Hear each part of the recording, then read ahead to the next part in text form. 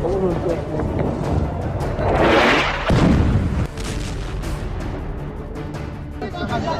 קטע, נפל פה רסיס ליד הבית שלה.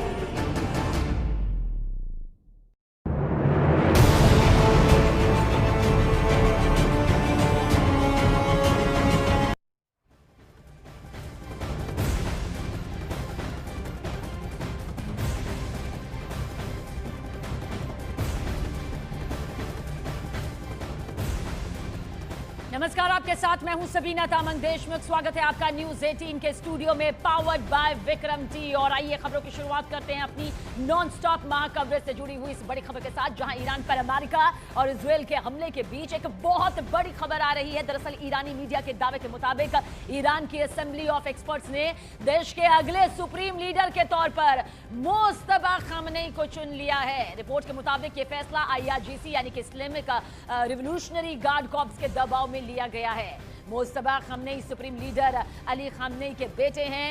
Assembly of experts Iran में supreme leader चुनने वाली सबसे अहम संस्था मानी जाती है और इस फैसले ने ईरान की सत्ता संरचना में नए सवाल यहां पर खड़े कर दिए हैं। लेकिन जिसे उत्तराधिकारी के तौर पर यहां देखा जा रहा था, आखिरकार ये कांटों भरा ताज अब सिर पर आ गया है। ये जिम्मेदारी यहां पर सौंप दी गई है, क्योंकि सवाल यही खड़ा हो रहा था कि बिना नेतृत्व के आखिर ईरान कब तक युद्ध के मैदान में टिका रहेगा। लेकिन मुस्तफा खामनेई ने यह जिम्मेदारी यहां पर संभाल ली है, या फिर यूं कहिए कि उन्हें यह जिम्मेदारी यहां पर सौंप दी गई है। यह बड़ा फैसला यहां पर लिया गया है।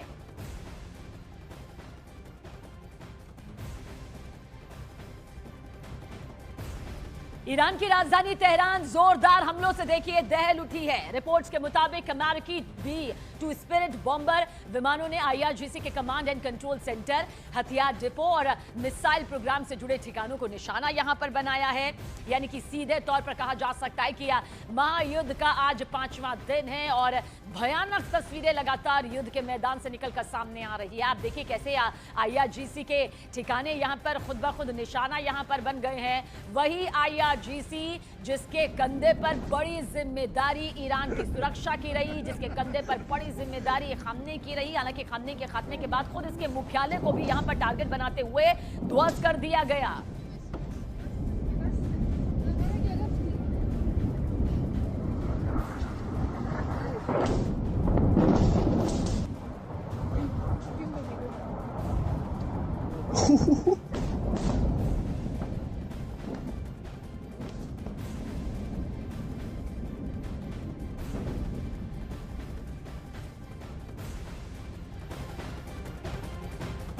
और उधर ईरान की तरफ से रात में दुबई में हमले यहां पर हुए हैं। दुबई में अमेरिकी कॉन्सुलेट के पास देखिए ड्रोन हमले के बाद आग लगने का एक वीडियो सामने आया। जानकारी के मुताबिक ये ड्रोन हमला जो है ईरान की तरफ से किया गया था। सोशल मीडिया पर एक वीडियो सामने आया जिसमें ईरानी ड्रोन अमेरिकी कॉन्सुलेट को हिट करता यहां पर दिखाई दिया।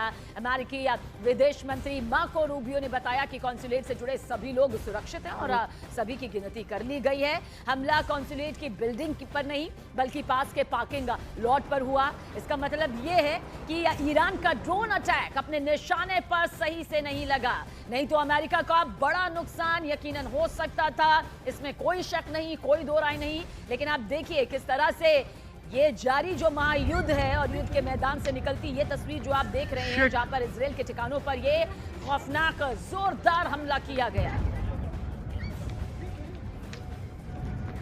शिट।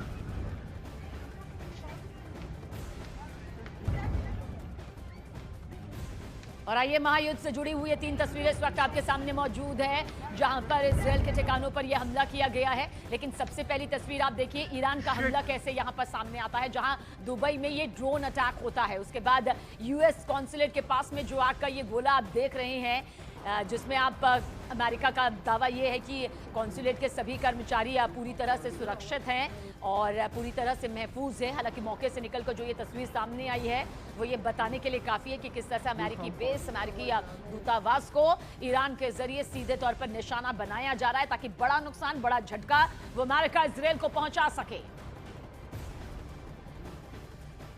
और देखिए, इस बीच ईरान की इस्लामिक रिवोल्यूशनरी गार्ड कॉर्प का बहुत बड़ा दावा सामने आया है। फार्स न्यूज एजेंसी के हवाले से खबर यह है कि आईआरजीसी ने कल यानी कि चौथे दिन दुश्मनों के 680 से ज्यादा सैनिकों को ढेर कर दिया।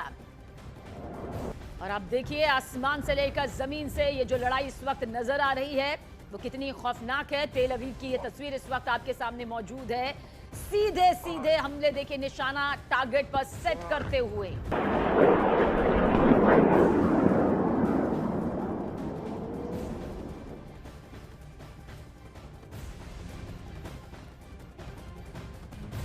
और इस बीच अमेरिकी राष्ट्रपति डोनाल्ड ट्रंप ने होर्मुज स्ट्रेट को लेकर एक बहुत बड़ा बयान दिया है।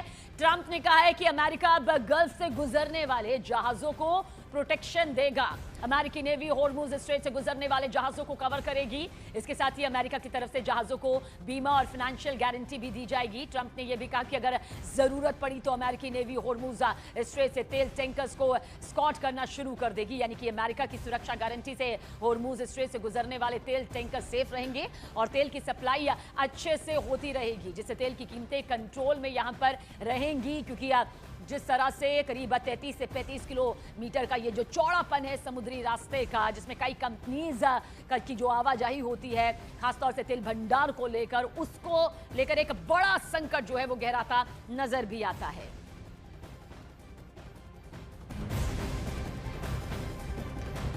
उधर होर्मुज स्ट्रेट्स में हालात बिगड़ते जा रहे हैं। विदेशी समाचार एजेंसी की जानकारी के मुताबिक तेल टैंकर और कार्गो शिप्स लंबी लाइंस में फंसे हुए हैं। दुनिया के कुल तेल व्यापार का करीब 20% इसी रूट से गुजरता है। सोचिए, ये दुनिया की अर्थव्यवस्था का 20% वो हिस्सा है जिसका डामाडोल होने का मतलब सीधे तौर पर है बहुत ही बड़ा नुकसान, बहुत बड़ा महासंकट। इसलिए यहाँ रुकावटों से आने वाली ग्लोबल ऑयल और गैस की कीमतों में तेजी यहाँ पर देखी भी जा रही है।